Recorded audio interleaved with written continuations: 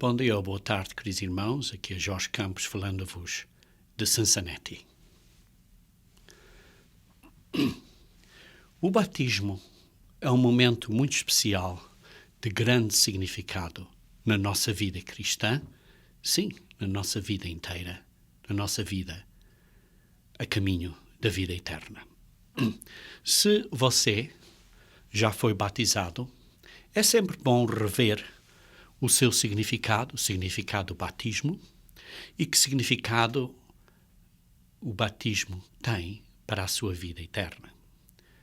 Por outro lado, se você está considerando a ser batizado, é bom também ver o significado do batismo. Por quê? Para que, se você já está batizado, para rever o seu compromisso e assim reexaminares a si próprio para veres o teu progresso no crescimento a caminho da vida eterna. Por outro lado, se ainda não estiver sido batizado, então o batismo, esta reexaminação do batismo, é bom para ver se você está pronto para o batismo. Vamos então pôr isto no contexto.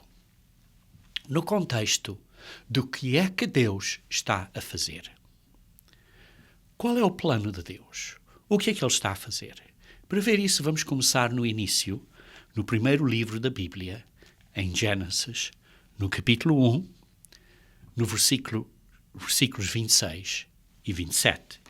E diz assim: Também disse Deus: façamos o homem à nossa imagem, conforme a nossa semelhança. Tenha ele domínio sobre os peixes do mar, sobre as aves dos céus, sobre os animais domésticos, sobre toda a terra e sobre todos os répteis que rastejam pela terra. Versículo 27. Criou Deus, pois, o homem à sua imagem. À imagem de Deus o criou, homem e mulher os criou. Vê-se aqui que, em primeiro lugar, Deus está a dizer: façamos o homem à nossa imagem, conforme a nossa semelhança. Deus está a criar filhos e filhas dele. Tem um plano. Mas neste plano, inicialmente, foi que ele criou Deus, pôs o homem à sua imagem, à imagem de Deus. Não foi um acidente, não foi nenhum acidente, está tudo planejado, tudo exatamente como Deus planeou. E Deus planeou ao início para o homem e a mulher terem a capacidade de escolha livre, isto é, livre arbítrio. E assim, eles tiveram essa capacidade de fazerem uma escolha. Como vem no capítulo 2, no versículo 16 e 17, diz: E o Senhor Deus lhe deu esta ordem: de toda a árvore do jardim comerás livremente. Mas da árvore do conhecimento do bem e do mal não comerás, porque no dia em que dela comeres, certamente morrerás. Pois Deus tinha posto ao meio do jardim a árvore da vida e a árvore do conhecimento do bem e do mal. A árvore da vida era para o homem comer, a árvore do conhecimento do bem e do mal não era para o homem e para a mulher comerem. A diferença entre estas duas árvores é que uma era a árvore da vida, do caminho da vida, e a outra árvore era a árvore do caminho da morte. Assim, o caminho da vida é quando Deus nos dá a sua instrução e o seu ensino do que é bom e do que é mau. E nós acreditamos na palavra dele, nos ensinos dele, e que ele nos sabe dizer o que é bom, o que é mau. E então nós seguimos os seus ensinos, e esse é o caminho da vida, a árvore da vida. A outra árvore, a árvore do conhecimento do bem e do mal, em que o homem diz: eu não acredito no que Deus diz que é o bem e o mal.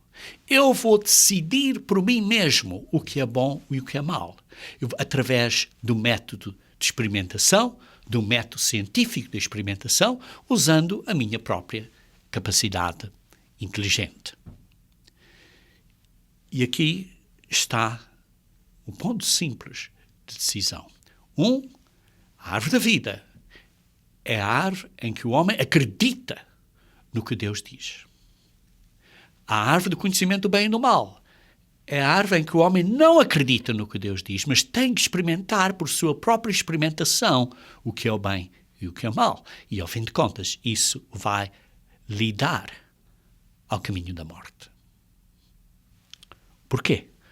Porque nesse caminho o homem faria mais cedo ou mais tarde erros. E Deus sabia que o Adão e a Eva, mais cedo ou mais tarde, cometeriam erros. É como nós, como pais, temos os nossos filhos, as nossas criancinhas, são bebés, são muito lindos, são giros, tão girinhos quando são pequeninos, são uma beleza. Como se não pudessem fazer nada mal. Mas mais cedo ou mais tarde vão fazer qualquer coisa mal. Nós, como pais, sabemos que eles vão fazer coisas mal e por isso temos que os guiar e ensinar e treinar no caminho correto, sabendo que vão fazer coisas erradas de vez em quando, mas sabemos também que não podemos proibi-los de tudo isso, porque senão não vão crescer e não vão viver corretamente. A mesma coisa com o ser humano. Deus sabia, no início, que o Adão e a Eva iam pecar. Por isso é que diz, ao início, que Jesus Cristo foi condenado à morte desde o início dos tempos, desde a fundação do mundo. Quando os planetas foram criados, antes do homem e da mulher terem sido criados, antes da fundação do mundo, Jesus Cristo sabia, Deus sabia, que Jesus Cristo tinha que morrer para abrir o caminho de salvação para o homem, porque sabiam que o homem, tendo arbítrio livre e tendo a capacidade de fazer a escolha, e sabendo que o homem tinha a fraqueza da carne, não é que a carne fosse algo mau, mas era fraca. E com a fraqueza da carne sabiam que o homem ia falhar e precisaria do sacrifício de Jesus Cristo. Por isso é que lemos, por exemplo, em 1 Pedro, capítulo 1, 1 Pedro, capítulo 1, nos versículos 19 e 20, que dizemos, começando aliás no versículo 18, que fomos resgatados, no versículo 19, pelo precioso sangue, como de cordeiro sem defeito e sem mácula, o sangue de Cristo. Fomos resgatados pelo sangue de Cristo. O que, versículo 20 diz, conhecido com efeito antes da fundação do mundo. Deus conhecia, sabia que teria que resgatar o homem e a mulher pelo precioso sangue de Cristo antes da fundação do mundo. Eles sabiam que esse sacrifício seria necessário. O sacrifício que está claro agora foi manifestado por amor de nós, que Ele tem para nós. E vejam também em Tito, a epístola de Paulo a Tito, capítulo 1, versículo 2, diz assim: na esperança da vida eterna que o Deus que não pode mentir prometeu antes dos tempos eternos. Antes dos tempos eternos, Deus tinha planejado de criar o homem e a mulher e tinha planejado de nos dar a vida eterna. Isso foi planejado do início. E por isso Deus criou o homem e a mulher, o Adão e a Eva, como vimos em Gênesis capítulo 1, à sua semelhança, mas deu-nos a possibilidade desta escolha, de acreditar em Deus ou não. E deu-nos um destino para virmos a ser filhos e filhas de Deus. Por isso, pôr o batismo em contexto, precisamos de entender o que é que Deus está a fazer. O que Deus está a fazer filhos e filhas de Deus, à semelhança de Deus, à imagem de Deus, para terem a vida eterna com Ele. Para Ele compartilhar a vida eterna conosco. Este é o plano que é revelado pela Bíblia. E nós temos um estudo bíblico, um guia de estudo bíblico, intitulado Qual é o seu destino? Que demonstra a razão por que é que você nasceu. A razão por que é que você nasceu. É muito importante você entender, para pôr isto tudo no contexto, qual é o que Deus está a fazer. Ao fim de contas, então, qual é o golo final? Qual é o golo final? O golo final é de ter uma família de reis no reino de Deus, com o nome da família de Deus. Essa família, filhos e filhas de Deus. O nome é o nome de Deus, por isso, filhos de Deus e filhas de Deus na família de Deus. Vejam comigo, se faz favor, em Efésios, capítulo 3. Efésios, capítulo 3, versículo 14. Por esta causa, me ponho de joelhos diante do Pai, de quem toma o nome toda a família, tanto no céu como sobre a terra. Toda a família toma o nome do Pai, que é o Deus, o nome de Deus. Por isso, Deus está a criar uma família de filhos e filhas de Deus. Vejam comigo, se faz favor, em 1 João, capítulo 3. 1 João, capítulo 3, começar do versículo 1.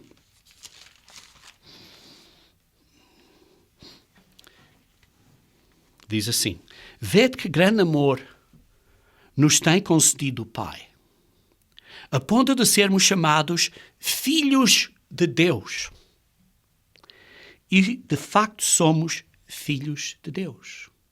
Sim, porque depois do batismo, depois de recebermos o Espírito Santo, somos gerados espiritualmente pelo Espírito Santo, que é a semente de Deus, para sermos filhos e filhas de Deus.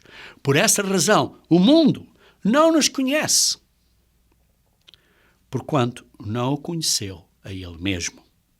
Amados, agora, somos filhos de Deus, e ainda não se manifestou o que havemos de ser. Ainda não se manifestou o que vamos vir a ser. Como seres espirituais, filhos de Deus, ainda não foi manifestado. Simplesmente somos na imagem, na semelhança de Deus, hoje em dia, como seres carnais.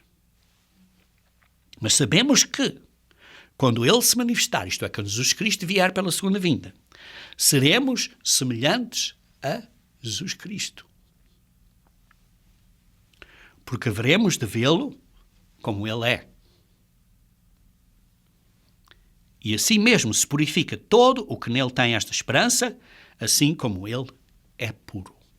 Assim, por isso, nós precisamos de trabalhar por trabalho de purificação para sermos parte dos membros desse reino, como reis, nessa família real, família de reis. Por isso é que vamos ser reis debaixo do rei, dos reis, e sacerdotes debaixo do sacerdotes.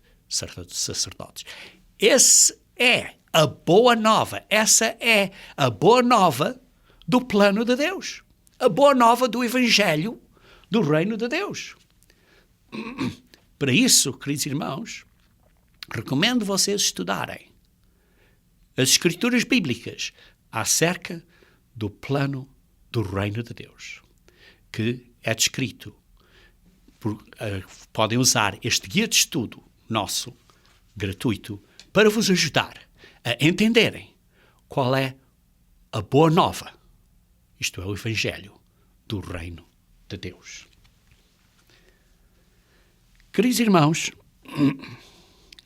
essa deve ser a nossa prioridade na vida. Vejam, por exemplo, em Mateus capítulo 6,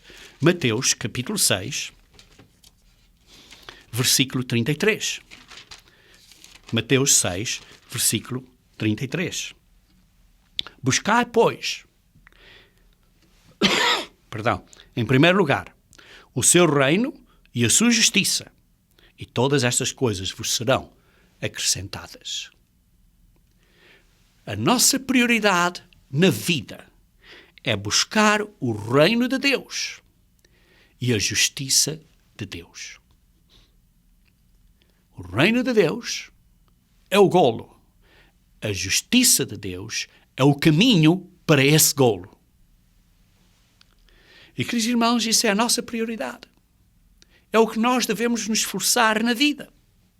Ora, você pode dizer, eu não sou digno, eu não mereço vir a ser um rei no reino de Deus, ou uma rainha. Queridos irmãos, ninguém é digno. Ninguém é digno. Ninguém merece ser salvo. Você não merece, eu não mereço. Por você próprio, ou por mim próprio, eu nunca terei sucesso nesta vida cristã, no batismo. Por mim próprio, nunca terei sucesso. Por você próprio, você nunca terá sucesso. Porque não tem nada a ver de mim, é tudo a ver de Deus. Não tem nada a ver de você, mas é tudo de Deus. Nós devemos tudo a Deus. Não é nada que eu faça ou que você faça. É o que Deus está a fazer na sua vida e na minha vida. Pois eu não mereço. Eu não sou digno. Nenhum de nós merece. Mas, queridos irmãos, o plano de salvação tem estado em existência desde o início. Esse plano de salvação é representado como um período de descanso, pelo qual o sábado é, digamos assim, figurativamente, uma figura que representa esse descanso a vir no mundo da manhã e para lá, no reino de Deus. Mas não é só o sábado semanal que aponta para isso, pois o plano de Deus é descrito ou descrevido em maior detalhe pelos dias santos de Deus anuais, isto é, pelos sábados anuais. Os sábados anuais revelam o plano de salvação. E só é você só pode entender esse plano de salvação se você praticar os sábados anuais. Se você diz, eu acredito nos sábados anuais, mas meio pratica, meio não pratica, como você, por exemplo, diz, eu acredito nos sábados, mas não observa o sábado, porque trabalha no sábado, por exemplo, de vez em quando. Queridos irmãos, o sábado é um dia santo. Não é de vez em quando trabalhar. O sábado é um dia santo. Os sábados anuais são dias santos para não trabalharmos. É uma lei de Deus. Ou os obedecemos ou não obedecemos. Não é uma farsa aqui. Não estamos aqui a brincar. Obedecemos a Deus ou não obedecemos. Mas se você não obedece, não vai entender a completa profundidade do plano de salvação de Deus. Simples. Você só vai começar a entender de verdade quando repetir de ano a ano, a obedecer às leis de Deus, a obedecer aos sábados anuais. Então, o plano de Deus, o plano de salvação, começa a encaixar no seu entendimento. E então você começa a compreender. Mas quando você se desviar e parar de obedecer aos sábados anuais e de os observar, você então começa a esquecer do plano de Deus e vai perder o entendimento. Uma coisa fantástica, como Deus fez isto, que só o entendemos completamente quando praticamos. Queridos irmãos, não precisam acreditar em mim. Vocês pratiquem e verão que é verdade. O plano dos dias santos de Deus revela o plano de salvação. Há 7 dias santos, 7 feriados anuais no plano de salvação. São todos baseados em Cristo. E este guia de estudo bíblico vos ajuda a estudar com a Bíblia esses dias santos. Como disse, são 7 dias santos, 7 sábados anuais. Mas antes de começar o primeiro dia santo anual, o dia anterior, que sim, também é um dia de festa, mas não é um dia santo, não é um dia de sábado. O dia anterior ao primeiro dia de sábado anual é o dia da Páscoa. Por quê? Porque a Páscoa, que é a celebração da morte de Cristo, faz possível, abre o caminho para o plano de salvação poder existir. Porque sem a morte de Cristo, o plano de salvação não pode ser executado. A morte de Cristo é essencial, porque é o sangue de Cristo que nos resgata, que nos perdoa e que nos dá a possibilidade de caminharmos no novo caminho de vida, a caminho da vida eterna, a caminho da salvação final. Vejam comigo, se faz favor, em 1 Coríntios capítulo 11. 1 Coríntios capítulo 11.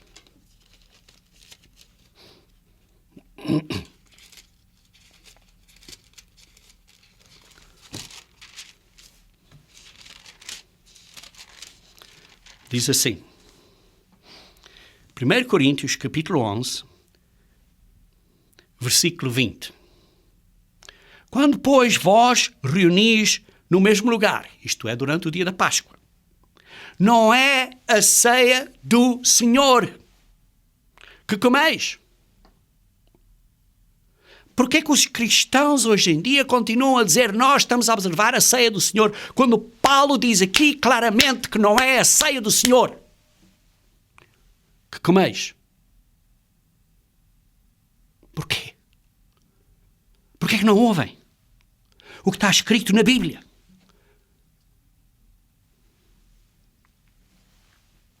Então continuem a ler, podem ler esta secção, mas no versículo 23 diz assim, porque eu recebi do Senhor, isto é Paulo, o que também vos entreguei, isto é o que vocês devem de fazer, que o Senhor Jesus, na noite que foi traído,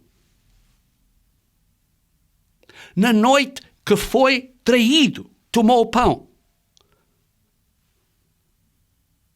Na noite que foi traído, foi na noite do dia da Páscoa. Que no calendário de Deus, na maneira que Deus vê os dias, é de pôr do sol a pôr do sol. Começa com o pôr do sol e a noite, a primeira parte do dia, e a segunda parte do dia é o dia por si próprio até ao pôr do sol. E por isso, nesse dia, o dia 14 do primeiro mês do calendário sagrado de Deus, ao início desse dia, Isto foi depois do pôr do sol, na noite em que Jesus Cristo foi traído, tomou o pão. E dando graças, o partiu e disse: isto é o meu corpo que é dado por vós. Fazei isto em memória de mim. E por isso devemos de fazer isso em memória anual, à mesma altura, na mesma noite em que Jesus Cristo foi traído. Não foi depois de ele morrer, foi antes de ele morrer, na noite que ele foi traído, que é a instrução que diz aqui na Bíblia.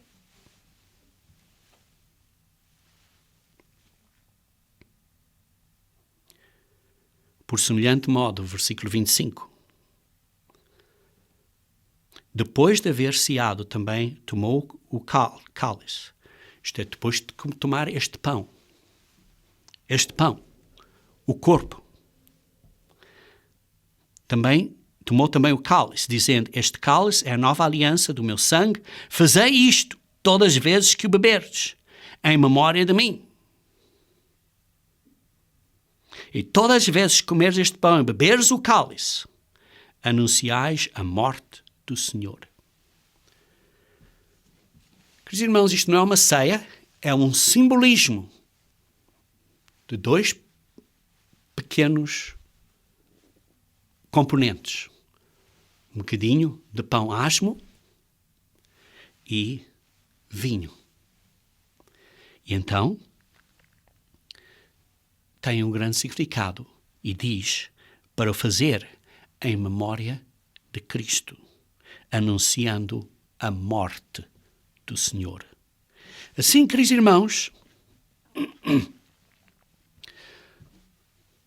a Páscoa foi quando Jesus Cristo morreu. Abriu a oportunidade para termos o plano de salvação.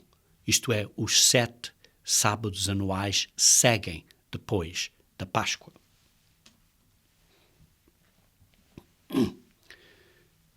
A nossa parte individual, quando observamos a Páscoa, é a nossa renovação desse contrato. É a nossa renovação dessa aliança. Por isso é que se chama a nova aliança, que é feita individualmente por nós quando assinamos o contrato ao batismo. O batismo, assim, é quando assinamos este contrato com Deus. Então, vimos que Deus abriu este caminho para nós. Jesus Cristo abriu este caminho para nós. E vemos então em Atos, capítulo 2, versículo 36. Atos, capítulo 2, versículo 36.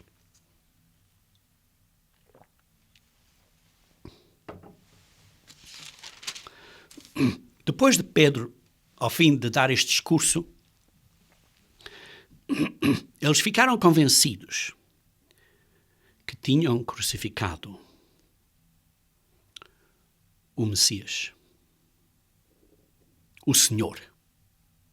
O Senhor. E por isso no versículo 36 diz: esteja absolutamente certa, pois, toda a casa de Israel, de que é este Jesus que vocês crucificaram e que nós crucificamos com os nossos pecados, Deus o fez Senhor e Cristo. Deus Pai o fez Jesus Cristo, o nosso Senhor e o nosso Messias. Versículo 37. Ouvindo eles estas coisas, compungiu-se-lhes o coração e perguntaram a Pedro e aos demais apóstolos: que faremos, irmãos? Que faremos, irmãos? Começaram a entender, pela primeira vez, começaram a acreditar quem era Cristo, quem tinha sido Cristo, que tinha sido o Verbo que se esvaziou dos poderes e veio para a terra como carne, completamente humano, e morreu por nós. E acreditaram o que tinham feito aquele que os criou. Aquele que os tinha criado. Porque tudo foi criado pelo Verbo que se fez carne e veio a ser Jesus Cristo. E então, quando começaram a acreditar quem era Cristo e o que tinham feito ao Criador, perguntaram: que faremos, irmãos? Como lemos no versículo 37.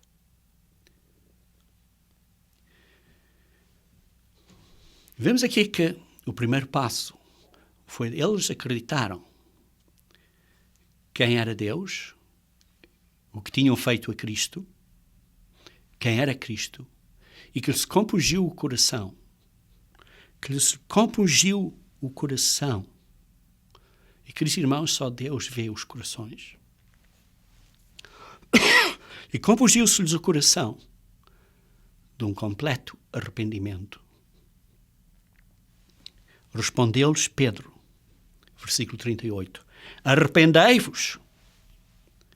Verdadeiro arrependimento do coração que só Deus vê. É um arrependimento verdadeiro, não é uma coisa artificial, a dizer, eu estou arrependido, mas um genuíno, verdadeiro arrependimento. E cada um de vós seja batizado em nome de Jesus Cristo. Batizado no nome de Jesus Cristo. É como se fosse Jesus Cristo ele próprio que estivesse a fazer. Com a autoridade dele, e ele que estivesse a fazer o batismo. Para a remissão dos vossos pecados. Para a remissão dos vossos pecados. Queridos irmãos, não é que o batismo é para pessoas sem pecado. Não. O batismo é para os pecadores. Para a remissão dos nossos pecados. E recebereis o dom do Espírito Santo. Se de facto, como vimos, chegamos a este ponto que acreditamos que aquele que nos criou, como lemos em Colossenses 1,16, Jesus Cristo, porque tudo foi criado por ele. Sim, como lemos em Mateus 1:23, Emmanuel, Deus conosco.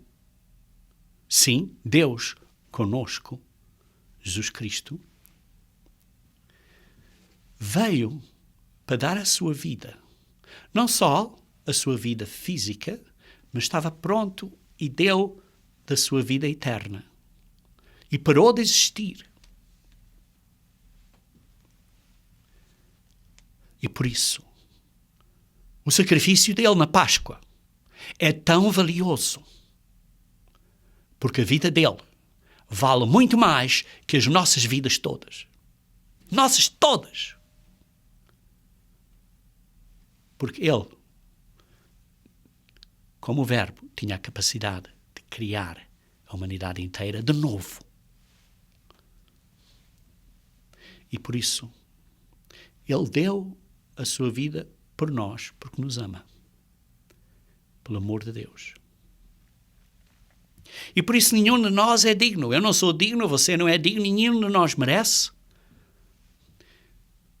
Não tem nada a ver de mim, mas tem tudo a ver com o que Deus fez. E por isso, faz este batismo, diz assim, que em nome de Jesus Cristo, para a remissão dos nossos pecados. Isto é um compromisso que você está a fazer agora. Pois o batismo representa não só a morte, na sepultura aquária, digamos assim, porque se você ficasse debaixo da água, acabaria por morrer de facto, mas representa também a nossa ressurreição futura. Seremos ressuscitados no futuro, à vinda de Cristo. Mas, por outro lado, representa também o nosso compromisso, a assinatura do nosso contrato nesta aliança, neste compromisso. O nosso compromisso que fazemos agora, ao batismo, de viver uma vida nova. O batismo é a nossa assinatura individual de um contrato individual entre Deus e você. É a sua promessa perante Deus. A sua promessa de que vai viver uma vida nova. Que se arrependeu e que vai viver uma vida nova. Quando você faz essa promessa, então Deus faz outra promessa, em contrapartida. Nas condições que eu me disse, do arrependimento no coração, que só Deus vê, só Deus conhece. E diz assim, recebereis o dom do Espírito Santo, através da imposição das mãos, como lemos noutros locais, na Bíblia. Pois para vós outros é a promessa. Esta promessa é para vós, do Espírito Santo de Deus, que é o ajudador, que é o que vos dá a ajuda para viverem esta vida nova, para a qual vocês estão a comprometer-se. Esta promessa para vós outros é a promessa para os vossos filhos e para todos que ainda estão longe. Isto é para nós. Estávamos longe. Isto é, para quantos o Senhor, nosso Deus, chamar. Para quantos Deus chamar. Queridos irmãos, é Deus que chama. É Deus que chama. As pessoas não acreditam nisto. A maioria das pessoas não acreditam nisto. Não entendem que é Deus que chama. E esta promessa é para os que Deus chama, para os que Deus vê no coração que de facto se arrependeram, que têm uma vida nova. E então que Deus os chama e lhe dá o dom do Espírito Santo.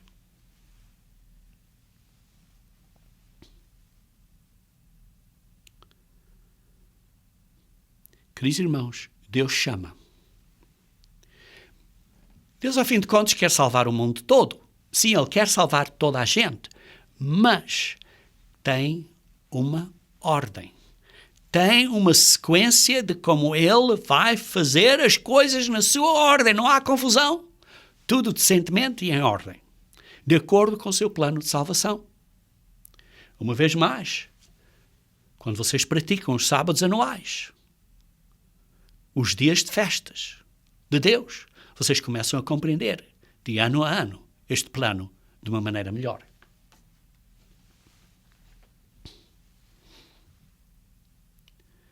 Por isso, Deus chama.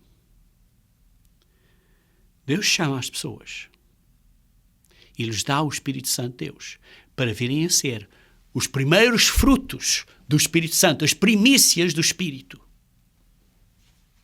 Depois, mais tarde, virão os outros, o resto, que é parte da sequência de vários sábados anuais e o significado destes sábados anuais no plano de Deus. Queridos irmãos, assim, pondo isto neste contexto, que Deus tem um plano, que está tudo de acordo com Ele está a planejar, Ele está em controle. O diabo não estragou plano nenhum. Tudo exatamente de acordo com o plano, porque Deus tem mais força e mais poder. E por isso Ele nos deu um caminho, um processo para a vida eterna. Este caminho para a vida eterna é descrito no nosso guia de estudo bíblico, intitulado O Caminho para a Vida Eterna. Estudem as várias escrituras bíblicas cuidadosamente. Eu recomendo estes livros para estudarem, para se prepararem para o batismo, para estudarem estes pontos importantes. Há uma razão que você nasceu. Estudem isso. Estudem na Bíblia. A razão que nascemos é porque Deus tem um plano. O Evangelho, uma boa nova do Reino de Deus. Esse plano de salvação é descrito pelos dias santos de Deus.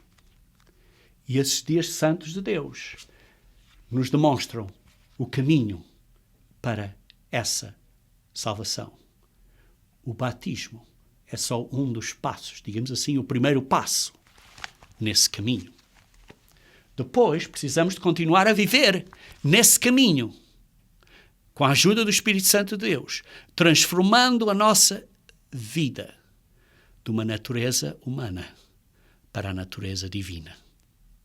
Transformando a nossa maneira de ser, a nossa maneira de pensar, a nossa maneira de dizer coisas, a nossa maneira de fazer coisas.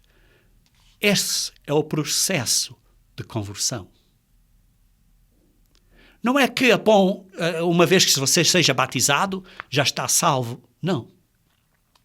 O batismo é só o primeiro passo nesse caminho da vida eterna, neste processo de conversão.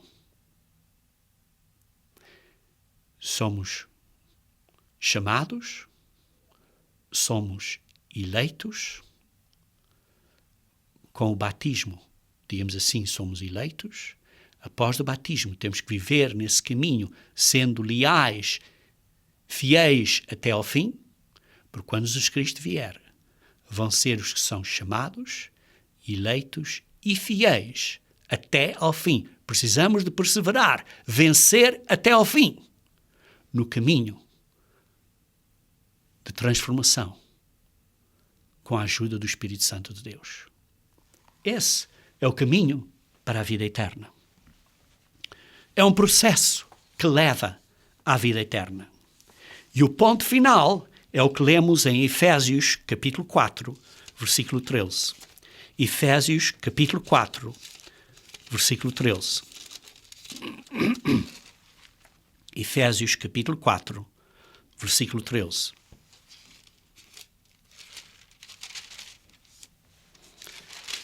Que diz assim: até que todos cheguemos à unidade da fé e do pleno conhecimento do Filho de Deus, à perfeita varonilidade, à medida da estatura da plenitude de Cristo. Queridos irmãos, até que todos cheguemos à unidade da fé, estarmos unidos para sermos um, e ao conhecimento do Filho de Deus, o varão perfeito, para chegarmos a essa medida da estatura completa de Cristo. Precisamos de crescer espiritualmente até chegarmos à estatura completa de Cristo. Esse é o processo de conversão. Queridos irmãos, é neste contexto importante que precisamos entender o grande compromisso de o que é o batismo. O batismo é um compromisso, sim, para pessoas com pecado. O batismo é um compromisso para pessoas que querem parar de pecar, que fazem o compromisso de parar de pecar e, através do batismo, recebem o perdão dos nossos pecados passados. E esse compromisso, ao fim de contas, é parte das doutrinas básicas da Igreja de Deus. Você sabe quais são as 6 doutrinas básicas da Igreja de Deus? Vejam comigo, se faz favor, em Hebreus, capítulo 6. Hebreus, capítulo 6. Diz assim: por isso, pondo de parte os princípios elementares da doutrina de Cristo, deixemo-nos levar para o que é perfeito, não lançando de novo estas 6 doutrinas básicas. Não devemos estar a começar de novo. Porquê? Porque fizemos e andamos para trás. Não, temos que andar para a frente. E a primeira é o arrependimento das obras mortas. É a condição para o batismo. O arrependimento das obras mortas. Isto é, para começarmos a viver obras vivas. e a fé em Deus. Precisamos de acreditar em Deus. Estas são as duas primeiras crenças básicas da Igreja de Deus: o arrependimento e fé. Depois, temos o ensino dos batismos, plural, e da imposição das mãos.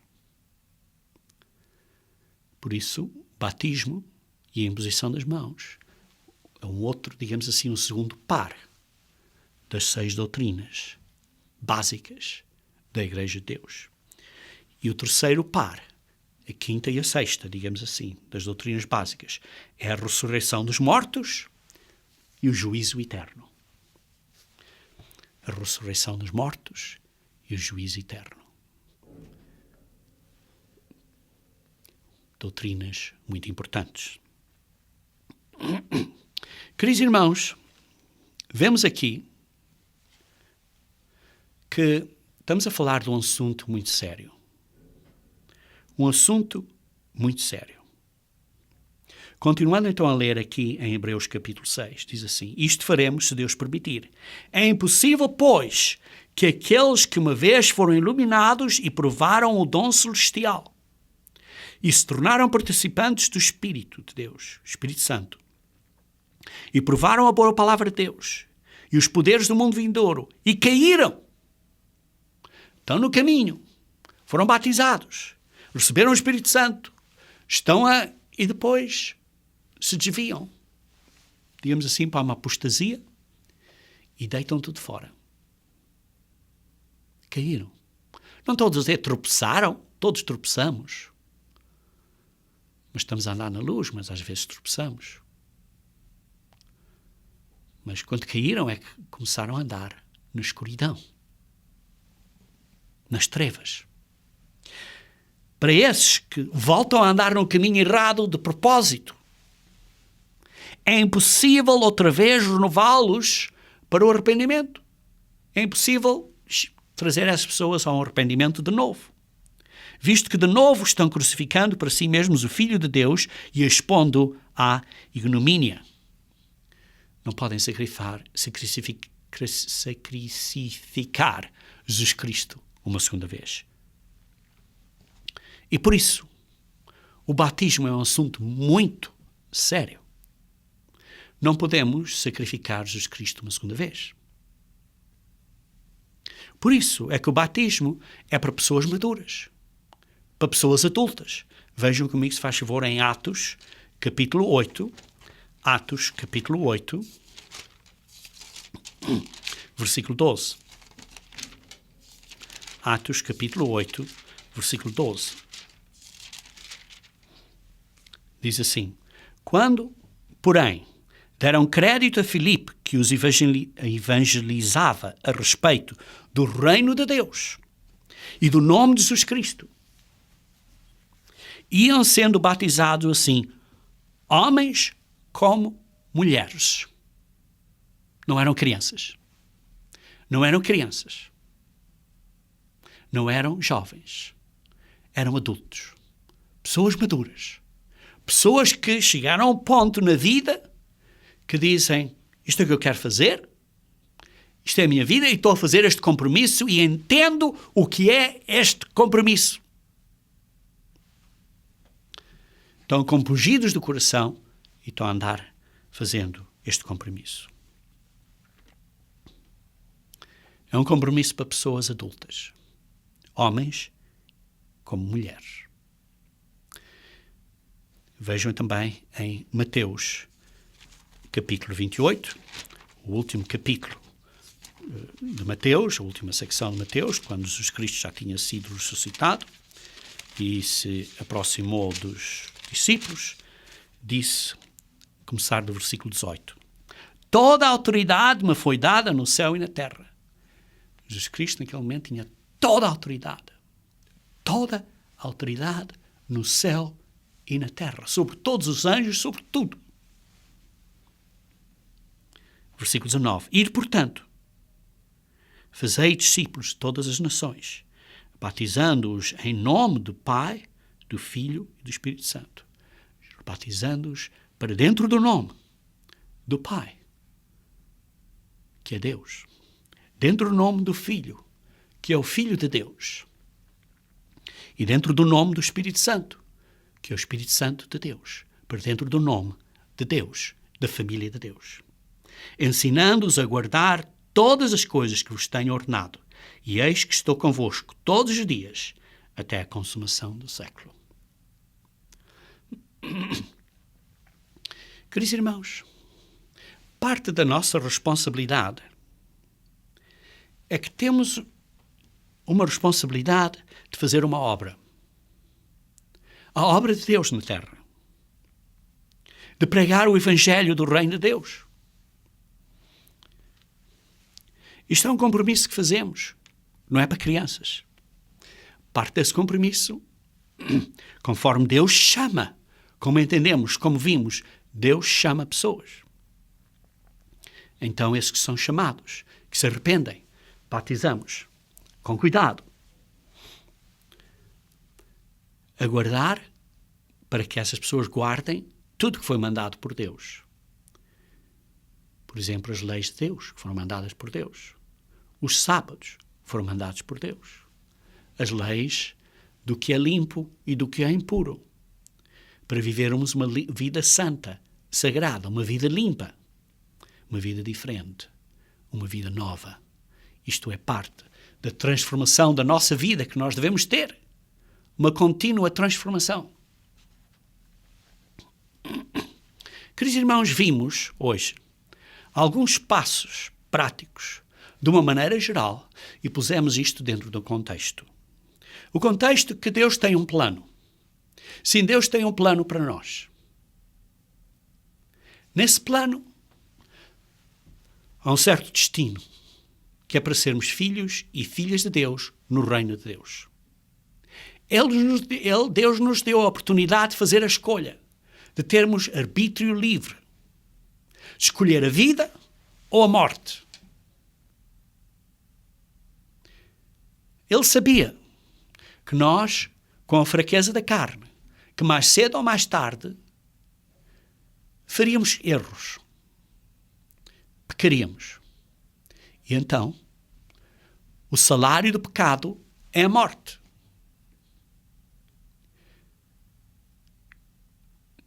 E nós temos que pagar a nossa multa do pecado, que é a nossa morte, com a nossa vida.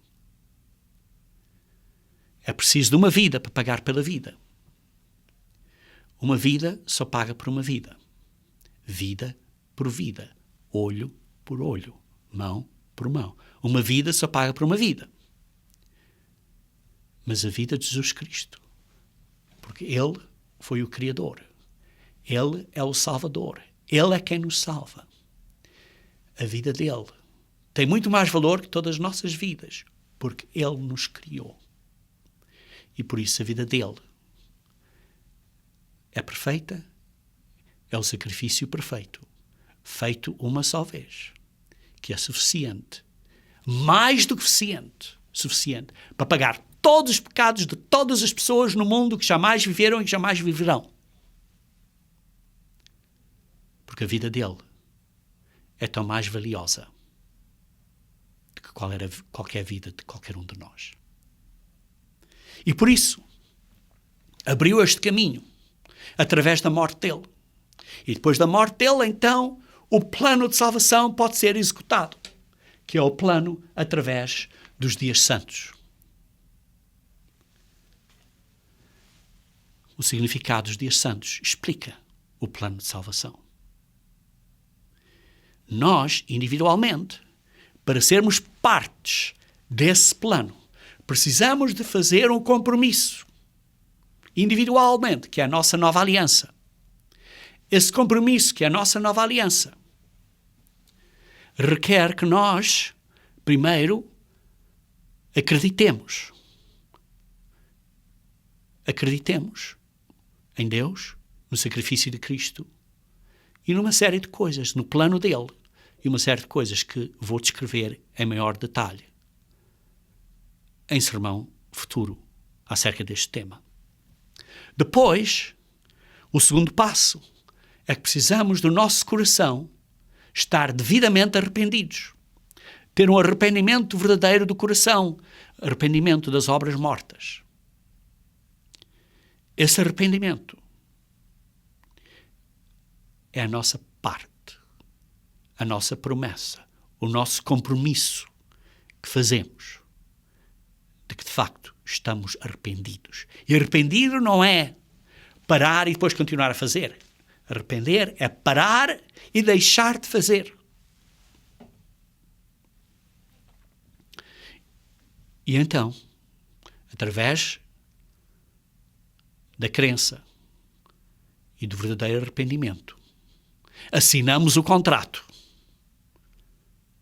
que é o batismo, o qual é renovado anualmente aqueles que assinaram o contrato durante a Páscoa, que é no dia 14 do ano sagrado, na mesma noite que Jesus Cristo foi traído. Não é na noite depois de ele ter morrido, mas na noite que ele foi traído, tal como foi instruído a Paulo, como lemos em 1 Coríntios 11, que ele disse: façam a mesma coisa. Celebrando a memória da morte de Cristo, à mesma altura, anualmente. Essa Páscoa é a renovação anual desse contrato, é uma relembrança desse contrato que fizemos ao batismo. Depois, Deus que vê os corações, Deus que chama, Ele faz a sua parte da promessa e, após a imposição das mãos, nos abençoa com a promessa que é o Espírito Santo de Deus, que é o Espírito de amor, de poder e de moderação, isto é, de uma mente sã, que nos dá esta força, a ajuda para nós, com a nossa própria força de vontade e com a ajuda de Deus, podermos vencer a fraqueza da carne e lutarmos e vencermos até ao fim, para podermos ser fiéis e sermos vencedores até ao momento que morremos. Ou ao momento que Jesus Cristo vier, qual delas vem primeiro?